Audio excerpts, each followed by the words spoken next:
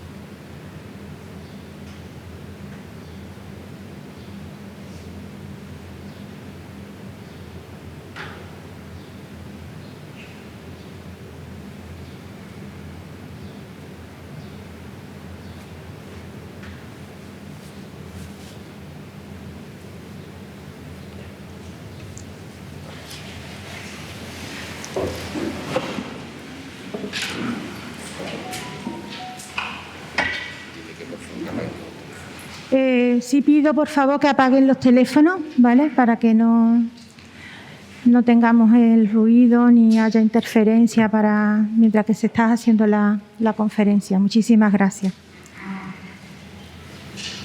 Bueno, buenas tardes a todos y a todas. Soy Cristo Corrales, presidenta de AFICAR. Me gustaría dar la bienvenida a esta conferencia que hemos organizado con tanto cariño. Después de más de un año de pandemia, estamos muy contentas y contentos de traer a nuestra ciudad a tres profesionales con tan reconocido prestigio, como es el doctor López Millán, Álvaro Jiménez Vidón, abogado, y Susana Bonet Palma, psicóloga. Gracias por vuestra presencia a los tres. Sea también bienvenido a nuestro alcalde Juan Ávila, Antonio Herrero, Enrique Becerra y demás miembros de la corporación. Muchísimas gracias. Gracias también a los concejales de Izquierda Unida y del Partido Socialista por venir. Muchísimas gracias a todos. También quisiera dar las gracias a la Asociación Afina, Apóyate mi Carmona, y a Paco Conde, presidente de la Plataforma del Voluntariado Los Arcores. Y, por supuesto, a todos los presentes. Bueno, le vamos a dar la palabra a Juan Ávila, que va a hacer la presentación del doctor don José López Millán.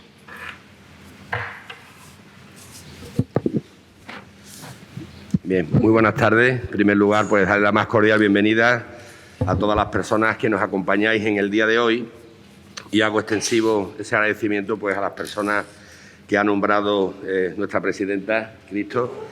Y me gustaría, antes de pasar a la presentación del primer ponente, hacer público mi agradecimiento de parte de toda la corporación por el extraordinario trabajo que la Asociación AFICAR viene realizando ya hace muchísimos años y que ha servido no solamente de terapia a las personas que han ido sumándose a este grupo como asociados, sino que ha abierto las puertas pues a esa información tan necesaria, y que cada día esa información hace buscar fórmulas, hace buscar soluciones a la enfermedad como es la fibromialgia, que precisamente en el día de hoy, y también quiero agradecerle este acto, no hemos podido aceptar a todo el mundo que ha pretendido asistir a estas ponencias por el espacio.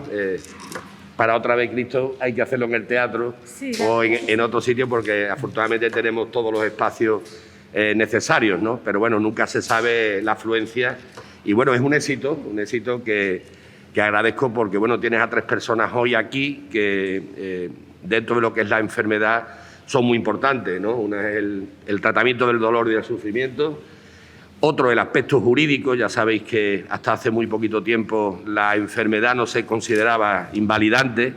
Eso ha sido una de nuestras reivindicaciones, Cristo, y muchas lecturas de manifiestos en los últimos 15 años, ¿no? Luchando para que la sensibilidad y la lógica se impusiera ante una enfermedad que, lógicamente, y que todos sabemos, pues produce esa invalidez. Yo creo que también hoy, pues que una persona como Álvarez Jiménez Bidón, que es especialista en materia laboral y de incapacidades, que además ellos ya, a través de su despacho, han ganado algunos pleitos en los tribunales, lo que abre las puertas y aumenta la esperanza, ¿no?, de que esta enfermedad por fin se considere invalidante. Y bueno, luego también tenéis otra parcela no menos importante, que es el aspecto psicológico, ¿no? La merma que produce la enfermedad en una persona, el ámbito familiar, el laboral, en fin, son cuestiones también muy difíciles de afrontar y que hoy, pues, Susana Bones Palma, que es psicóloga en IMER en Sevilla, que es el Centro de Reproducción Asistida, y trabaja también en el Centro de Psicosanitario Galiari, en el área de adultos, y además tiene su consulta privada en Sevilla, y que también va a aportar desde ese ámbito pues el tratamiento psicológico de la enfermedad. Así que yo creo que con estas 3 personas, Cristo, pues la verdad que hay que agradecértelo el esfuerzo y creo que va a ser muy, muy constructivo para todos. Yo voy a empezar presentando al primer ponente, que bueno, en este caso es una persona que me llena de felicidad verlo en Carmona, una vez más. Puedo hablar hoy como alcalde, pero permitirme también que dé unas pinceladas de cariño y de amistad, porque al profesor López Millán, lo conozco cuando era estudiante de medicina y se preparaba precisamente en la especialidad de anestesiología y reanimación en el Hospital Universitario Macarena de Sevilla, y ya desde entonces, a su temprana edad, que era un chaval, ya apuntaba esa magnífica vocación que luego lo ha hecho convertirse en una verdadera autoridad en este país. Yo creo que es para nosotros, por favor, es para nosotros un verdadero honor hoy, pues, tener una figura como el profesor López Millán y sobre todo su vocación, ¿no? Las ganas siempre, todos los médicos lógicamente tienen vocación, pero yo recuerdo que ya de joven, pues, era seleccionado para aquellos congresos que a Estados Unidos se buscaba, trabajaba, era un estudiante que ya en el MIR trabajaba para poderse pagar la carrera. En fin, la historia de José Manuel, la verdad que es un ejemplo a seguir. El camino que ha recorrido, tanto personal como profesional, es sencillamente admirable, y yo la verdad que me siento muy orgulloso de ser tu amigo desde hace muchos años y del bien que procura en algo tan importante y tan doloroso, nunca mejor dicho, como es el sufrimiento que genera esta enfermedad, y que muchas veces, siempre lo he dicho, él me conoce, yo soy un defensor a ultranza de los médicos, pero si me apuráis la parcela quirúrgica o de anestesiología, he sido un admirador y una fe terrible. Muchas veces no sabemos o no valoramos, mejor dicho, la sociedad, lo importante que es el campo de la anestesia o de las unidades del tratamiento de dolor, que además fueron pioneros en España en el Hospital de Sevilla, ¿no? Vivir con dolor no es vivir, ¿no? Yo creo que todos los que, por desgracia, hemos tenido familiares o nosotros mismos padeciendo el dolor, pues lo que hace este señor sencillamente es llenarnos de bienestar, hacer viable un tratamiento oncológico o cualquier enfermedad invalidante, y eso, querido José Manuel, no tiene precio. Yo creo que la sociedad, ahora con el COVID, parece que hemos despertado lo importante que son los sanitarios. Qué cosa más injusta, ¿verdad? Cuando realmente la medicina y la anestesia en este sentido ha procurado que la cirugía avance. Hoy, para cualquier técnica, incluso todas las intervenciones que incluso se hacen por la laparoscopia, todo el avance que ha surgido en la cirugía lleva detrás la aportación de la anestesia.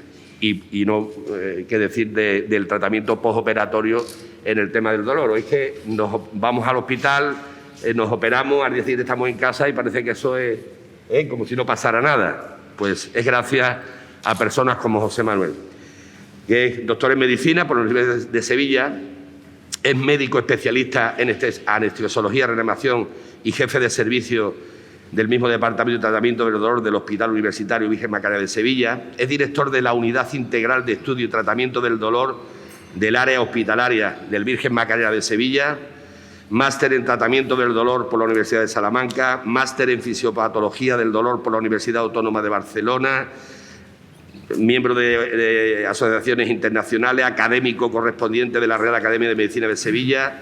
Está desarrollando una línea de investigación clínica para la aplicación de la ecografía en anestesia regional y en el estudio y tratamiento del dolor en colaboración con otras especialidades a través de proyectos competitivos con financiación pública, lo que hoy llamamos la telemedicina, y no competitivos de financiación privada, lo que llamamos la farmacocinética de opioides. Es profesor también asociado del Departamento de Cirugía, donde imparte docencia en anestesia regional, dolor agudo y crónico en las titulaciones de grado de Medicina, grado de Odontología y máster de Investigación Médica, Clínica y Experimental de la Universidad de Sevilla. Desarrolla una línea de investigación e innovación docente dentro de la red para la formación e innovación docente del Instituto de Ciencias de la Educación de la Universidad de Sevilla. Y es profesor del máster de Ecografía Musculoesquelética e Intervencionismo Ecoguiado de la Universidad de San Pablo, profesor en el máster de Fisiopatología del Dolor en la Universidad de Valencia, profesor en el máster de dolor. No voy a seguir leyendo porque el tiempo de su ponencia lo voy a utilizar en decir lo mucho y bueno que ha hecho y lo que significa el profesor en el mundo del tratamiento del dolor. Así que yo lo vamos a recibir con un aplauso que hago generar a todos los que se dedican a él.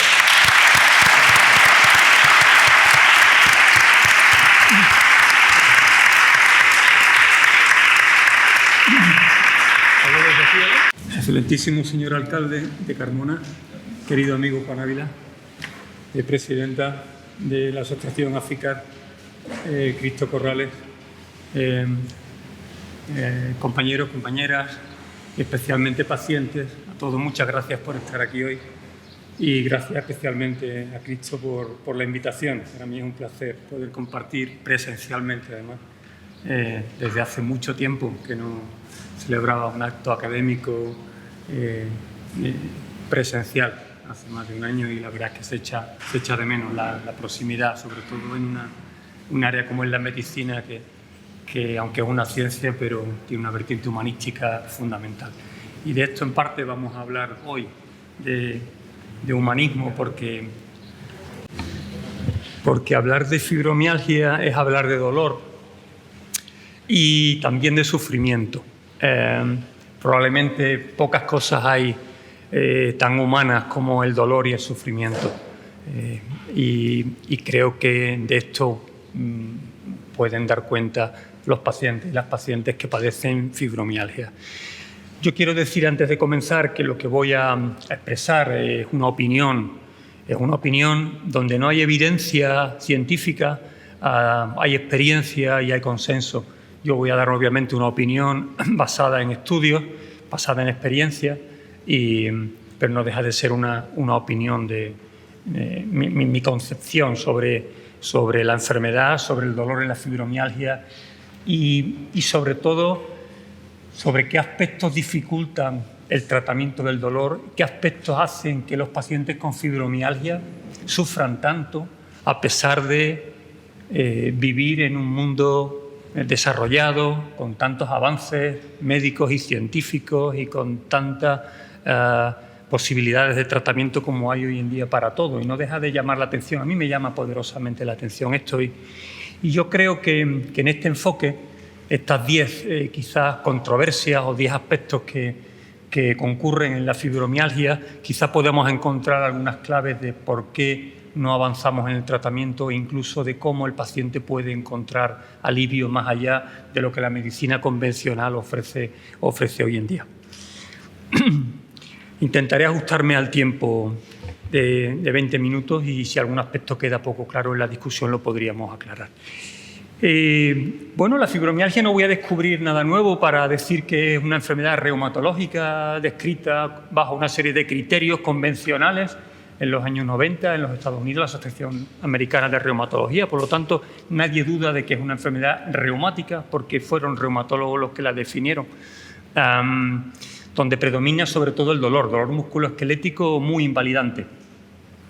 Pero también hay otros aspectos y otros síntomas asociados. Todos saben que cómo se diagnostica, una serie de puntos gatillos a lo largo en la extensión de todo el organismo, pero también hay síntomas como fatiga crónica, cansancio, síntomas psicoemocionales como la depresión y otros aspectos, trastornos del sueño y otros aspectos relacionados con la enfermedad que nos hacen pensar que va más allá de lo puramente musculoesquelético. Tiene una prevalencia muy alta, está muy arraigada en todo el mundo, en nuestro país, cercano al 2,5%.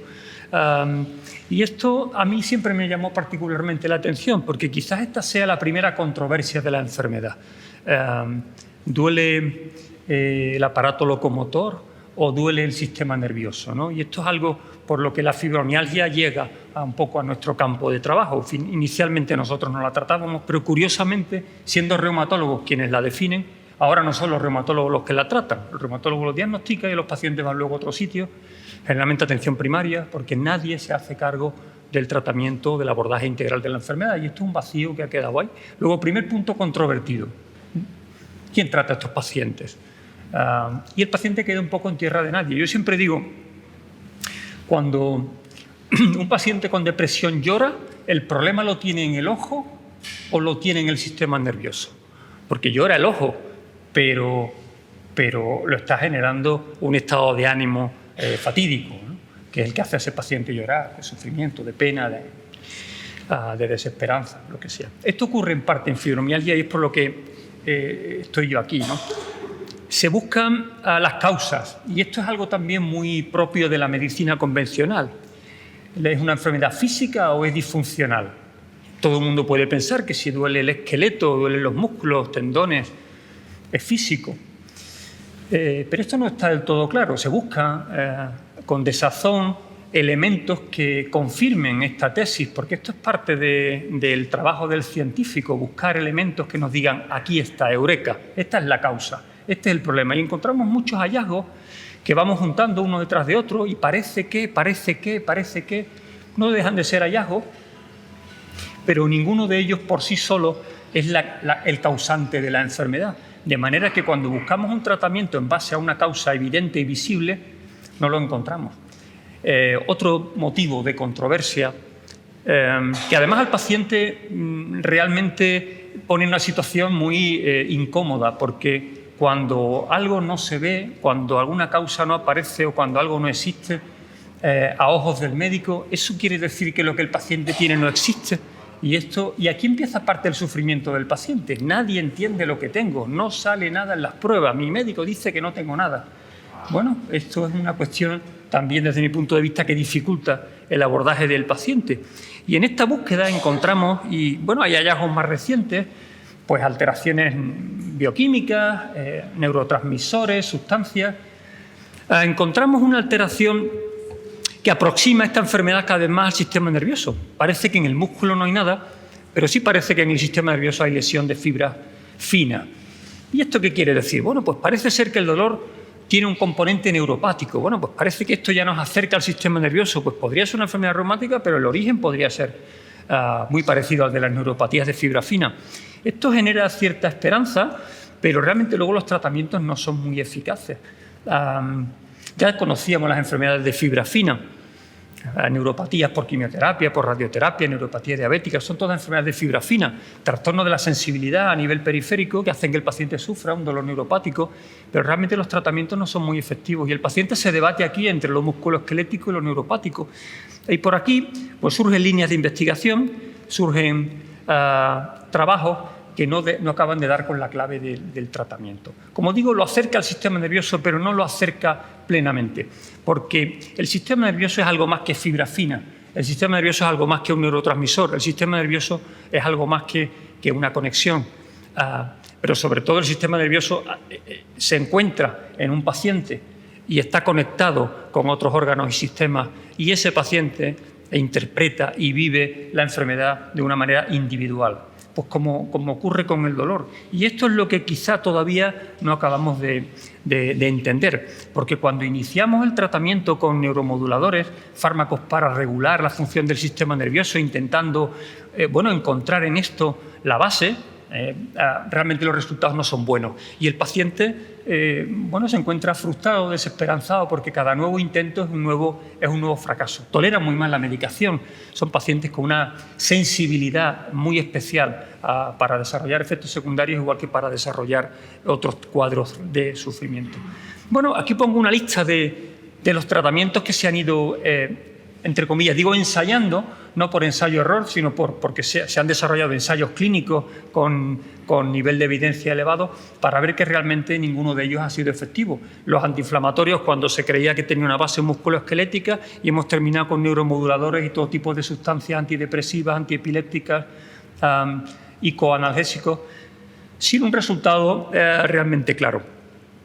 Y aquí quizá quiero hacer un inciso en cuanto al concepto de enfermedad, porque realmente nos estamos aproximando al paciente que sufre de fibromialgia a través de una definición de enfermedad que no deja de ser un acuerdo entre médicos que acuden a un congreso en el año 90. Un conjunto de síntomas componen una enfermedad, un conjunto de síntomas o de diferentes enfermedades conforman un síndrome. Bueno, ¿y esto qué quiere decir? Bueno, pues ya sabemos, le ponemos una etiqueta a lo que usted tiene, pero no sabemos realmente qué lo produce. Y este concepto de enfermedad tiene mucho que ver también con el concepto de normalidad, porque hay muchos pacientes que no se sienten enfermos hasta que el médico les dice que está enfermo. Y hay muchos pacientes que tienen diferentes grados de manifestación de una enfermedad, de manera que la misma enfermedad puede ser más o menos invalidante, o incluso sin haber estado diagnosticado el paciente puede desarrollar una sintomatología parecida o similar a la fibromialgia con un grado elevado de disfuncionalidad, sin encontrar un diagnóstico hasta que alguien finalmente lo etiqueta. Y esta etiqueta es también algo que arrastra el paciente, porque cuando esa etiqueta no tiene ni un conque, ni un porqué, ni un tratamiento, pues realmente a veces se convierte en una carga. Hasta hace poco, y lo ha comentado Juan, lo veremos después, no se ha reconocido lo invalidante que puede ser esta enfermedad. Pues como cualquier otra enfermedad, puede llegar a ser invalidante hasta el punto que el paciente lo viva de esa manera. Y esto no deja de ser algo que afecta a la fibromialgia como una enfermedad que se ha ido componiendo y que se sigue componiendo a pedacitos, sin afrontar al paciente en toda su complejidad y a la enfermedad en toda su complejidad. Estamos más pendientes de ver si el paciente cumple unos criterios que realmente de qué le sucede al paciente, por qué sufre el paciente y qué consecuencias tienen esos síntomas en el paciente, que es lo que realmente al paciente interesa, más que la etiqueta, que en estos momentos no sirve casi para nada, más que para lo que todos ustedes experimentan en su día a día, ¿no? Y digo que esto encaja, la situación de la fibromialgia encaja de lleno con el dolor, porque la fibromialgia tiene un componente físico, pero también tiene un componente emocional, del que no me voy a extender porque nos hablará a continuación seguramente Susana con mayor propiedad de lo que puedo hacerlo yo. Pero son dos componentes que son indisociables en el ser humano. La dicotomía físico-mental ha hecho, desde mi punto de vista, mucho daño a la valoración integral del ser humano en el momento actual. Permitió desarrollar la medicina, permitió el desarrollo de las ciencias de una manera muy concreta durante un periodo, un siglo y medio, 2 siglos, pero realmente esta disgregación del ser humano en partes, en especialidades, en físico y en mental, en emocional y en experiencial, no deja de ser un obstáculo para enfermedades como esta, donde todos los aspectos van de la mano y todos los aspectos se retroalimentan positivamente o negativamente, según lo queramos ver. ¿De acuerdo? Con lo cual aquí encontramos otra controversia, otro obstáculo quizá. Dolor y sufrimiento van de la mano, y el dolor tiene, pues una vertiente sensorial o física, el que todos experimentamos cuando nos pinchamos, nos quemamos o nos golpeamos, y una vertiente emocional de cómo reaccionamos, de cómo interpretamos, de qué nos supone ese dolor, cómo lo interpretamos y cómo lo vivimos. De manera que a mí me gustaría más hablar del dolor y, por qué no, también de la fibromialgia como una experiencia vital, como algo biográfico, como un proceso complejo, no como una foto fija que el paciente tiene en el momento del diagnóstico en una consulta y que luego lo abandona hasta que lo vuelve a ver el médico en la siguiente consulta, sino algo que el paciente desarrolla a lo largo de su vida. Pero incluso mucho antes de haber manifestado síntomas, mucho antes de ser diagnosticado, ya el paciente padece una prefibromialgia, porque lo que comporta, conforma y expresa como enfermedad tiene una parte en el pasado, tiene una parte en los antecedentes, en la vida previa del paciente. Y es lo que veremos, porque en el dolor ocurre exactamente lo mismo. Yo no puedo valorar al paciente con dolor en la consulta por lo que me muestra, me cuenta o veo en ese momento. Si no voy más allá en ese proceso complejo que el paciente desarrolla toda su vida y en el que yo intentaré acompañarlo el tiempo que pueda estar, digamos, bajo mis cuidados, ¿no? En esta diapositiva, y no me quiero extender en aspectos neurobiológicos, pero sí les traigo aquí arriba la fibra fina, que es una fibra nerviosa. Les traigo algunos cortes de la médula espinal y les traigo una base de cráneo donde se reflejan diferentes aspectos del cerebro. Cuando Descartes dividió al hombre en cuerpo y mente, evidentemente hablaba del dolor como algo reflejo. Me quemo, retiro la mano. Esos reflejos son espinales, pero olvidaba algo muy importante. ¿Qué tenemos aquí? Tanto la interpretación consciente como la no consciente le da una cualidad al dolor que es indispensable, fundamental, que hace que el dolor de usted sea diferente al suyo, al otro o al mío, y como lo interprete y como lo viva, y la respuesta a los tratamientos sea totalmente distinta. Y esto es algo que no debemos perder de vista. Concretamente en la médula espinal hay fenómenos no conscientes, digamos, que escapan a nuestro control, que modulan la respuesta al dolor y hace que con el mismo grado de enfermedad unos tengan más dolor que otros, o haya días que estemos más afortunados que otros a la hora de desarrollar la enfermedad. Y lo que hablamos, factores que abren o cierran la puerta de entrada al dolor. Porque hay unos días me encuentro mejor y otros días me encuentro peor. Aquí traigo algunos aspectos que de forma no consciente, y creo que todos vosotros o todos ustedes estarán de acuerdo en que cuando uno está en un entorno amigable, favorable, de alegría, pues todo se sobrelleva mejor que cuando uno está atravesando dificultades, ansiedad, depresión, todo se convierte, una china en un zapato se convierte en un obstáculo insufrible y en la gota que colma el vaso y rompemos a llorar. Estos son algunos aspectos, pero también hay aspectos que abren la puerta de entrada, efectivamente. Y no quiero limitarme solamente a los que cierran la puerta, sino también a los que abren la puerta de entrada.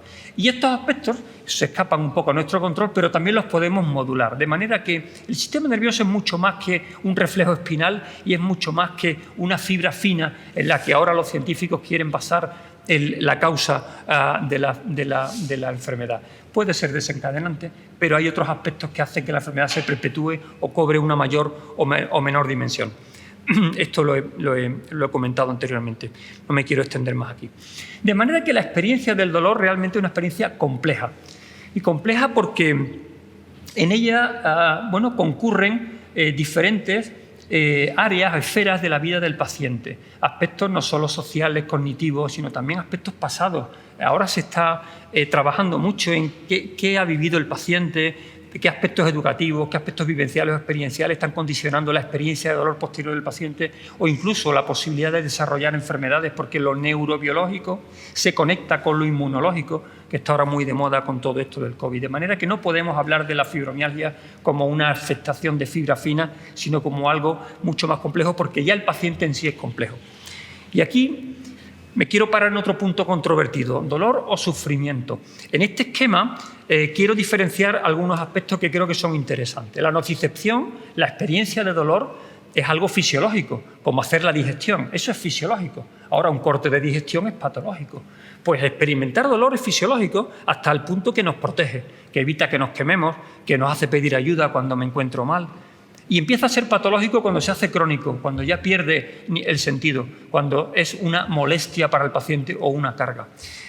Y es cuando nosotros realmente lo tratamos, cuando el paciente realmente sufre no solo el dolor, sino la vivencia del dolor. Es decir, el dolor lleva acompañado una mayor o menor carga de sufrimiento. Y luego desencadena o desarrolla una conducta que va condicionada por esos dos aspectos, por el dolor que padece y por el sufrimiento que le ocasiona.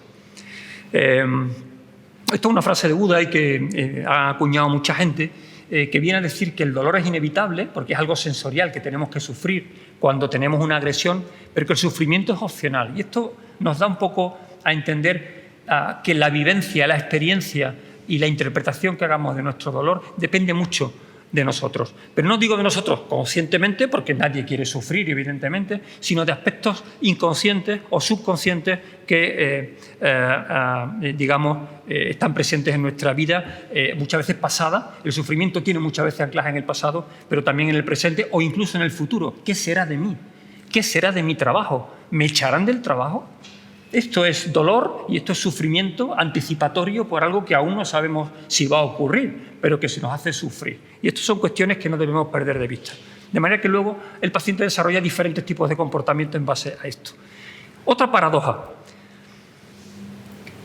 Esto realmente es la concepción del modelo de enfermar desde el punto de vista, y creo que aquí estaremos todos de acuerdo, el modelo biopsicosocial. Pero esto no es lo que hacemos en medicina, esto no es lo que hace la medicina tradicional, ni este enfoque es el que ustedes tienen cuando van al médico de cabecera o ni siquiera cuando van a la unidad de dolor, por mucho que lo intentemos, porque esto no es lo que hacemos en la práctica. Luego, esto es una medicina teórica para un problema que es real, y de ahí el desencuentro muchas veces del paciente cuando acude al médico, cuando acude a los sistemas sanitarios y no se siente en absoluto comprendido y muchas veces ni siquiera atendido.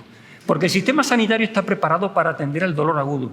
Esto es fácil. Como decía Juan, el paciente se opera y yo sé que con morfina y antiinflamatorios no hay dolor. Al día siguiente en casa, operado de hernia, trabajando una semana. Lamentablemente para el dolor crónico esto no funciona. Por eso en la fibromialgia, aunque es un dolor musculoesquelético, esto no funciona. No funciona porque hay aspectos que son indisociables y los queremos disociar. Ahora va usted de aquí a la otra puerta y lo va a ver allí el psiquiatra, que le va a poner 2 fármacos y no va a hablar con usted siquiera porque no tiene tiempo. Y luego va a ir usted a otra consulta donde le harán otras 2 recetas. Y luego le pondrán una férula en la mano para inmovilizar el dedo. Y este es el itinerario del paciente sin que realmente encuentre alivio a su problema.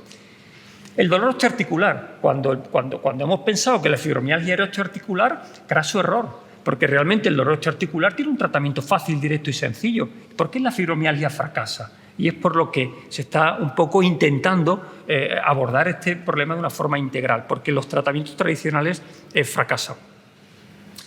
¿Por qué cronifica el dolor? No me quiero extender mucho aquí. ¿Por qué un dolor siendo agudo? Yo empecé con esto un día y esto a mí ya no me ha abandonado.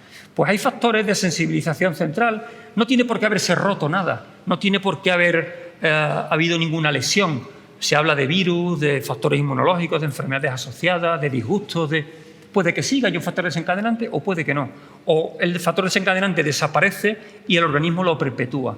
Porque es el propio sistema nervioso el que pierde los mecanismos de control, de regulación, y por tanto es un paciente vulnerable. Es un paciente vulnerable, a veces condicionado genéticamente, a veces condicionado educacionalmente, culturalmente, o a veces condicionado por su propio desarrollo psicoemocional. De manera que la enfermedad se perpetúa si no hay nada que interrumpa este circuito. Y esto es así incluso, y si a este paciente además lo operamos de algo, pues sabemos que tiene muchas posibilidades de que el dolor postoperatorio agudo se cronifique. Y el paciente, pues caramba, si a mi vecina le ponen una prótesis de rodilla y estaba andando a los 15 días, ¿y a mí por qué me sigue doliendo la rodilla? Pues sabemos que hay factores, y aquí están presentes, que hacen que se perpetúe el dolor agudo a pesar de los tratamientos, tratando al paciente con lo mismo. Y esto es algo que empezamos a conocer y que no se valora adecuadamente en el paciente con fibromialgia.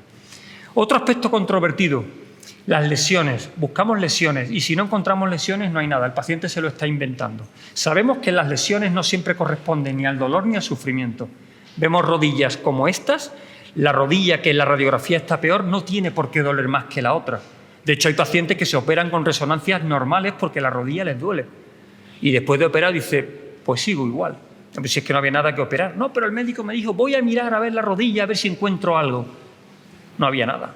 El dolor tenía una causa no visible, ¿de acuerdo? Luego esto no quiere decir que no exista.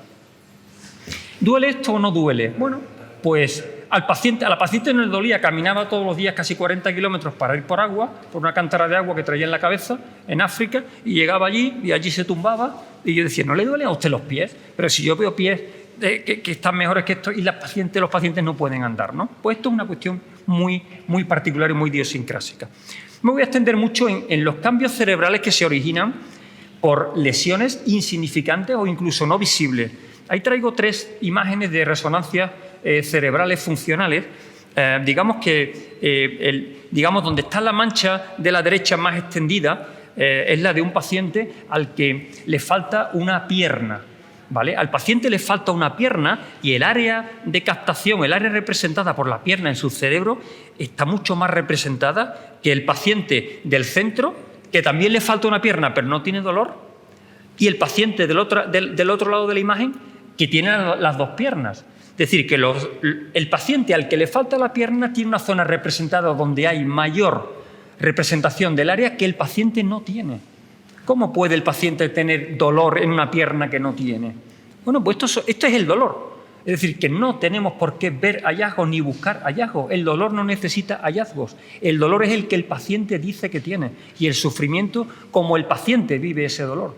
Y a partir de aquí es como debemos abordar al paciente y tratarlo.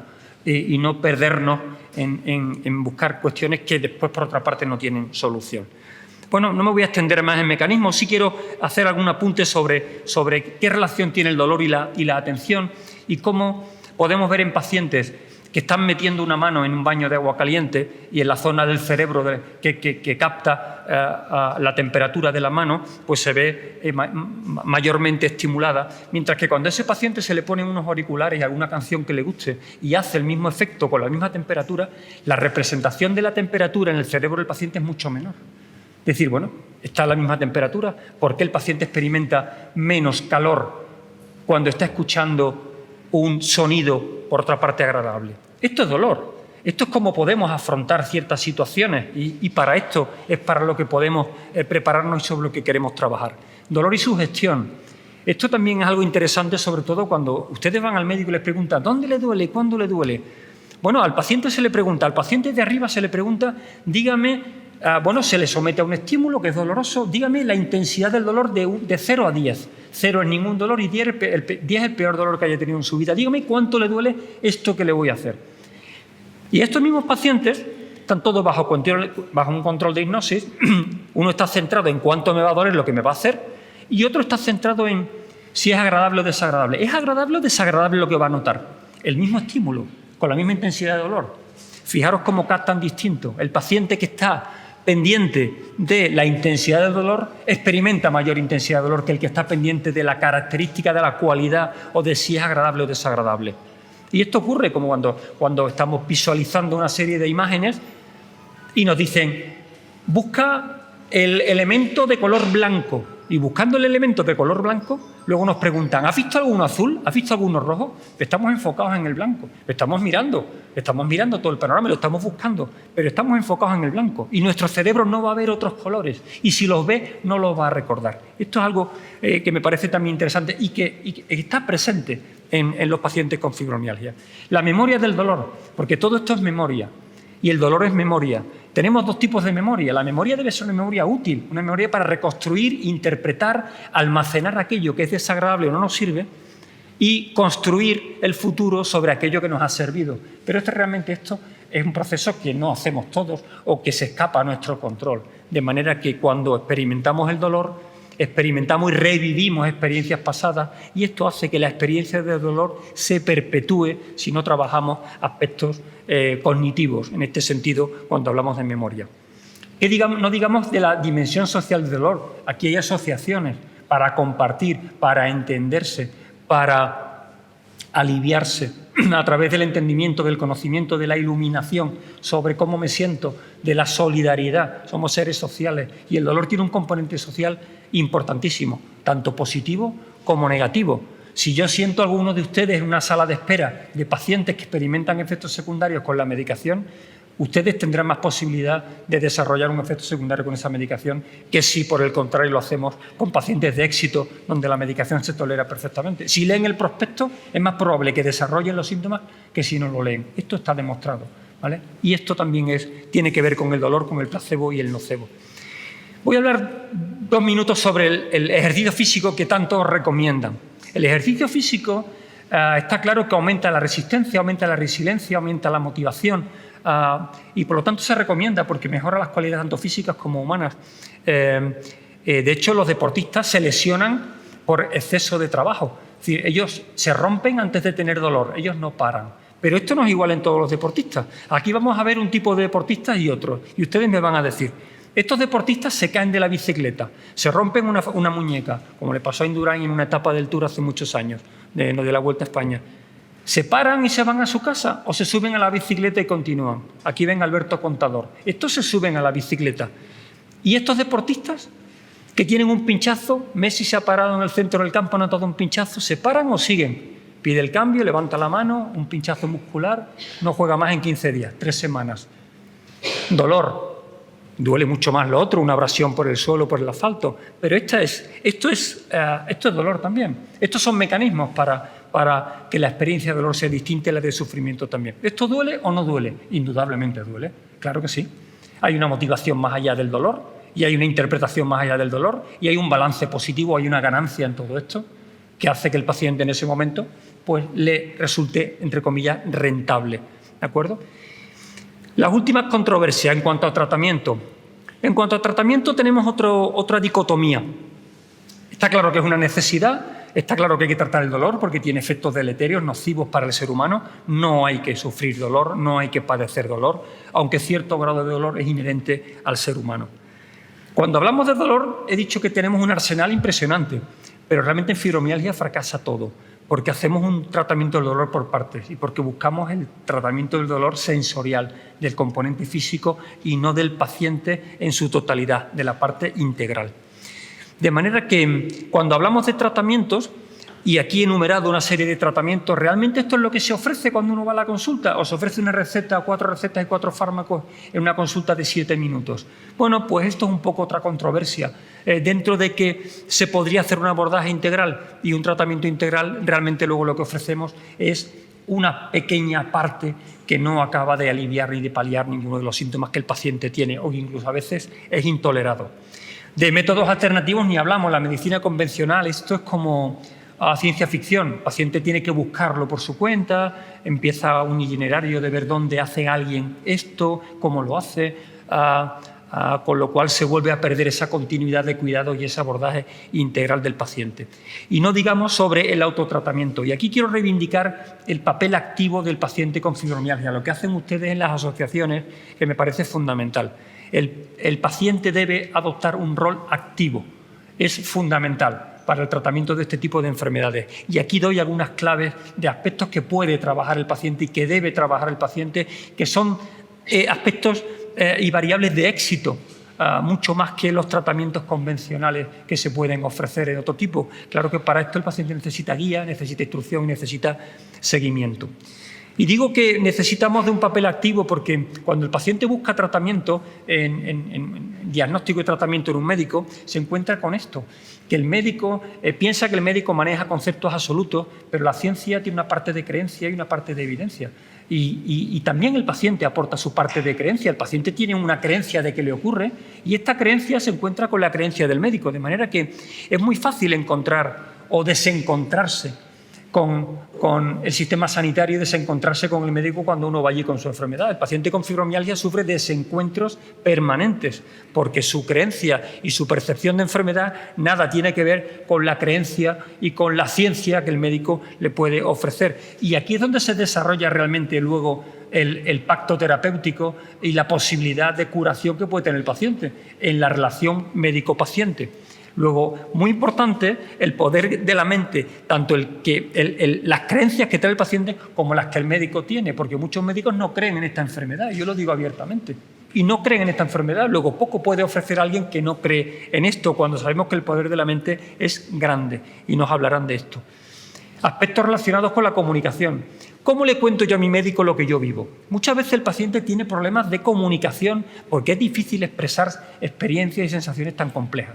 sobre todo en pacientes pues, que tienen unas limitaciones muchas veces educacionales o formativas para expresar. Pues yo le pregunto al paciente, y cuénteme, ¿y cómo le duele? ¿Y dónde es el dolor? ¿Y usted esto cómo lo vive? Y los pacientes, me duele mucho, me duele aquí, yo no puedo vivir, yo estoy desesperado, pero es difícil que el paciente pueda tener un relato elaborado, rico, que a nosotros nos pueda ilustrar, y es el médico el que tiene que ir indagando todos estos aspectos para intentar poner de pie no un síntoma o no solo una enfermedad, sino una vida de un paciente en la que la enfermedad está jugando un papel fundamental. Y esto realmente en una consulta de 7 minutos es muy difícil hacerlo, pero creo que es necesario, con lo cual reivindico la comunicación médico-paciente en un entorno adecuado.